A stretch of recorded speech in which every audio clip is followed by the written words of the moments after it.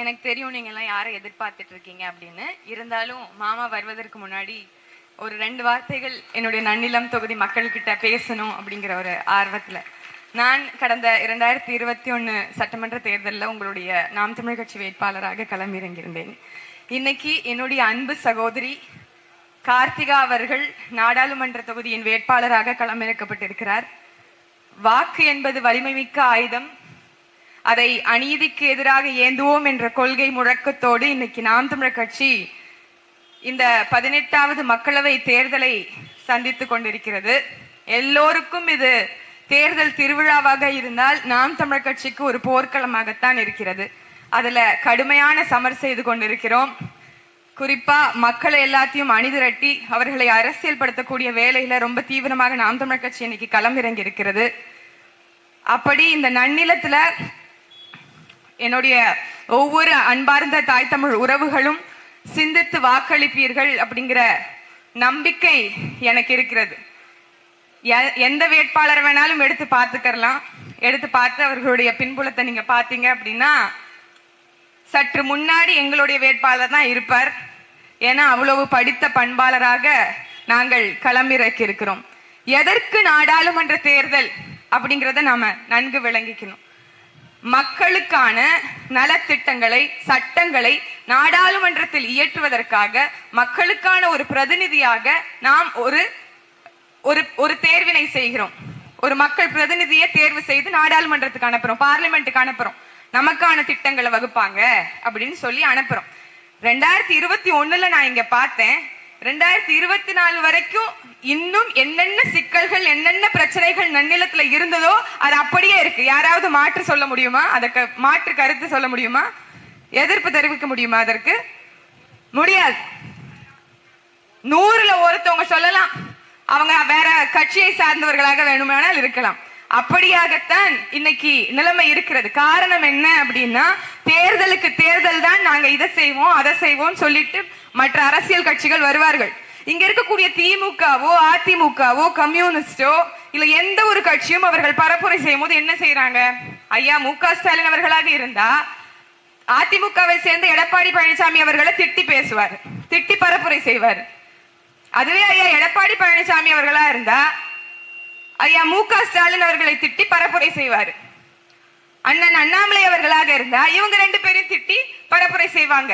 ஆனால் இங்கே ஆகச்சிறந்த கொள்கைகளை முன்வைத்து பாலின சமத்துவத்தை பேசுவதற்கு, பாலியல் குற்றங்கள் செய்தால் மரண தண்டனை விதிப்போம் என்று சொல்வதற்கு, ஆகச்சிறந்த கொள்கைகளை சொல்வதற்கு ஒரே ஒரு கட்சி இந்த தமிழ்நாட்டில் இருக்குது என்றால் அது நாம் தமிழ் கட்சி மட்டும்தான். நாம் தமிழ் கட்சி மட்டும்தான். ஒவ்வொரு விஷயத்தையும் எடுத்து பாருங்க. நாங்க இன்னைக்கு தேர்தல் சீர்திருத்தம் பண்ணுவோங்கிறோம், எல்லாருக்கும் அனைவருக்கும் சமமான தரமான கல்வியை வழங்குவோங்கிறோம். நீங்க நினைக்கலாம் ஏற்கனவே இங்க கல்வி வாய்ப்பெல்லாம் இருக்கே. இல்லையே. நீங்க எப்போதும் உங்களை ஒப்பிட்டு பாக்குறது யாரு கூட? நகரங்கள்ல வாழக்கூடிய மக்கள் கூட. அங்க இருக்கிற பிள்ளைங்களுக்கு நல்ல படிப்பு இருக்கு, அங்க இருக்கிறவங்க நல்ல வசதி வாய்ப்போட இருக்கிறாங்க, செல்வ செழிப்போட இருக்காங்கன்னு உங்களை ஒப்பிட்டு பார்க்கிறீங்களா இல்லையா? காரணம் என்ன? நகரங்கள் எல்லாம் பிதுங்கி வழிகிறது. கிராமங்களையும் இந்த மாதிரி இருக்கக்கூடிய பகுதிகளையும் வளர்ச்சி படுத்தணும் அப்படிங்கிற ஒரு சிந்தனையோ எண்ணமோ எது ஒன்றுமே இவர்களுக்கு இல்லை.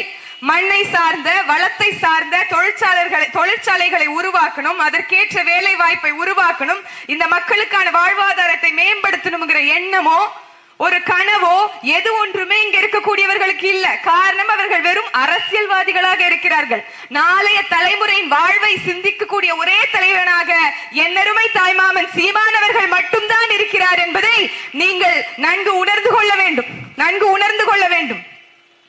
எதுக்கு இங்க நமக்கு பாஜக இந்த பாராளுமன்ற தேர்தல் ஒரு தேசிய கட்சி ஒரு பிரதம மந்திரியை தேர்வு செய்வதற்கு அப்படின்னு நீங்க நினைக்கலாம். அப்படி இருக்கும்போது நாம் தமிழர் கட்சி இங்க போட்டியிடுது. எப்படி பிரதம மந்திரியை தேர்வு செய்வோம்? முதல்ல நம்ம ஊர் பிரச்சனையை சரி செய்வோங்க, நம்ம ஊர் பிரச்சனையை சரி செய்வோம். இது தஞ்சை மண்டலம் சார்ந்த பக்கத்துல இருக்கக்கூடிய ஒரு இங்க நிறைய நெல் விவசாயங்கள் இதெல்லாம் முக்கிய பொருளாதாரமாக வைத்திருக்கக்கூடிய மண்டலமாக இருக்கிறது. அப்ப இங்க நமக்கு தண்ணீர் தேவை. தண்ணீர் தேவைன்னா காவிரியில தண்ணீர் திறந்து விடணும். காவிரியில தண்ணீர் திறந்து விடணும் அப்படின்னா யாரு கூட இவங்க கூட்டணி வச்சிருக்காங்க? யாரு தண்ணீர் தரமாட்டோம்னு சொல்றாங்களோ அவங்க கூடயே கூட்டணி வச்சிருக்காங்க. காங்கிரஸ் கட்சி கூட கூட்டணி வச்சிருக்காங்க. ஆனால் நம்ம கிட்ட சொல்றது என்ன? நாங்க ஆட்சிக்கு வந்தா காவிரியில இருந்து தண்ணீரை தருவோம். இது எத்தனை ஆண்டு காலம்? 1967ல இருந்து இன்ன வரைக்கும் இது 18வது மக்களவை தேர்தல். தொடர்ச்சியாக அவர்கள் திருப்பி திருப்பி சொன்ன வாக்குறுதியை தான் திருப்பி திருப்பி சொல்லுவாங்க. நம்ம வந்தா என்ன கேட்கணும்? அவங்க வந்தா என்ன கேட்கணும்? இதெல்லாம் செய்வேன்னு சொன்னீங்களே, ஏன் இன்னும் செய்யல அப்படிங்கிற கேள்வியை நாம கேட்கணும். அவர்களுடைய தேர்தல் வாக்குறுதிகளை பார்த்தோம் அப்படின்னா எல்லாம் ஏற்கனவே சொன்னதாக இருக்கும். ஏற்கனவே சொன்னதையே செய்யலையே, இப்ப நாங்க எதுக்கு உங்களுக்கு வாக்கு செலுத்தணும் அப்படிங்கிற கேள்விய மக்களாகிய நாம் எழுப்பணும். அவர்களுக்கு ஒரு ஒரு இந்த மாதிரியான கேள்வி கேட்டு அவமானப்படுத்தினால்தான் அவர் யோசிப்பாங்க, ஏன் நம்ம இதை செய்யலைங்கிறத யோசிப்பாங்க. நீட்டை விளக்கும்னு சொல்லுவாங்க. நீட்டை எப்படி விளக்க முடியும்? முதல்ல கல்வி என்பது மாநில பட்டியலுக்கு வந்தால் மட்டும்தான் நீட்டை ஒழிக்க முடியும். ஆனா ஒரு சும்மா நம்ம காதுக்கு பூ சுத்துவாங்க, நாங்க நீட்டை ஒழிப்போம் அப்படின்னு காதுல பூ சுத்துவாங்க. நீட் என்பது வெறும் ஒரு தகுதி தேர்வு தான். அந்த தகுதி தேர்வுக்கு சுழிய மதிப்பெண் எடுத்தாலும் நீங்க தேர்ச்சி பெற்றவங்களா ஆயிடுறீங்க. இப்ப வரக்கூடிய இந்த மேல பிள்ளைங்க நீட் தேர்வு எழுத போறாங்க. ஜூன்ல அவங்களுக்கான ரிசல்ட். அந்த தகுதி தேர்வுல நீங்க தேர்வு எழுதினா மட்டும் போதும். மைனஸ் மார்க் எடுத்தாதான் நீங்க ஃபெயில், ஆனா சுழியம் எடுத்தாலும் நீங்க பாஸ். அப்படி இருக்கக்கூடிய நீட் எதுக்கு நமக்கு? எதற்கு? ஏன்னா அந்த நீட் என்கின்ற தேர்வை நடத்தக்கூடிய தனியாருக்கு வருமானம் வரணும், அவங்களுக்கு பணம் போய் சேரணும். அதற்கு உகந்தையாகத்தான் இங்க இருக்கக்கூடிய ஆட்சியாளர்கள், அரசியல்வாதிகள் செயல்படுகிறார்கள்.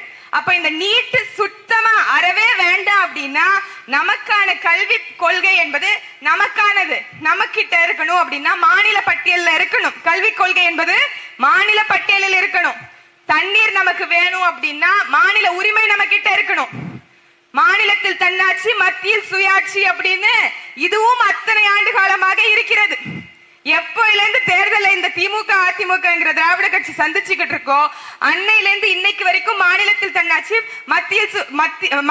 தன்னாட்சி, மத்தியில் சுயாட்சி என்ற கோட்பாடை, கூட்டாட்சி என்கின்ற கோட்பாடை அப்போயிலிருந்து இப்ப வரைக்கும் வச்சிருக்காங்க. ஆனால் இன்ன வரைக்கும் அவங்களால அதை பெற முடியல. ஆர்டிகிள் 161 என்னது? கவர்னருடைய பதவியை நீக்கணும். அண்ணா சொன்னார் அன்னைக்கு, ஆட்டுக்கு தாடியும் நாட்டுக்கு ஆளுநரும் தேவையில்லாத ஒன்றுன்னு. இன்னைக்கு வரைக்கும் அது ஒரு தேர்தல் அறிக்கையா அவர்களுடைய இதுல இருக்கு. என்ன கொஞ்சம் மாறுதல் பெற்றிருக்கு? ஆளுநருடைய பதவியின் அதிகாரத்தை குறைப்போம்னு குறைச்சிருக்கிறாங்க. என்ன அர்த்தம்? ஆட்டுக்கு தாடிய வெறும் ட்ரிம் பண்ணா போதும்னு அர்த்தம். இப்படி தொடர்ச்சியாக அவர்களுடைய திட்டங்களில, அவர்களுடைய சொல்லக்கூடிய வாக்குறுதிகளை சமரசம் செய்து கொண்டே வருவார்கள். இன்னைக்கு பாஜக என்னென்ன பண்ணணும்னு நினைக்குதோ அத்தனையும் செயல்முறைப்படுத்திக் கொண்டிருக்கிறார்கள். தாய்மாமன் சீமான் அவர்கள் தான் ஒரு மேடையில சொன்னாரு, ஏப்ரல் 19 தேர்தல் கிரகணத்தினப்போ சூரியனை பார்த்தாதான் கண்ணு கெட்ட போகும். ஆனா ஏப்ரல் 19 சூரியனுக்கு வாக்கு போட்டீங்கன்னா இந்த நாடே கெட்டு போகும்னு சொன்னார். அதே மாதிரி ராணுவத்துல சேர்ந்தாதான் நாட்டை காப்பாத்த முடியும் இல்ல, பாஜகவுக்கு வாக்கு செலுத்தினாலே நாட்டை காப்பாத்த முடியும். அப்படியாகத்தான் இன்னைக்கு நிலைமை இருக்கிறது. எதற்கு இந்த காங்கிரஸ், எதற்கு இந்த பாஜக? நம்மளை ஏமாற்றி நம்மளுடைய வரிய சுரண்டிக்கிறவங்க. எல்லாவற்றிற்கும் வரி வாங்குறாங்க. பிள்ளைங்களுக்கு வாங்கி கொடுக்கிற கார்வா மிட்டாயில இருந்து நம்ம இறந்து நம்ம புதைக்கப்படணும்னா அத்துணைக்கும் வரி வாங்குகிறார்கள். ஆனால் அந்த வரியை வாங்கிக் கொள்ளுகின்ற இந்த அரசு மக்களுக்கு அதை திருப்பி என்னவாக செய்கிறது? என்ன வசதிகளை செய்து கொடுக்குது?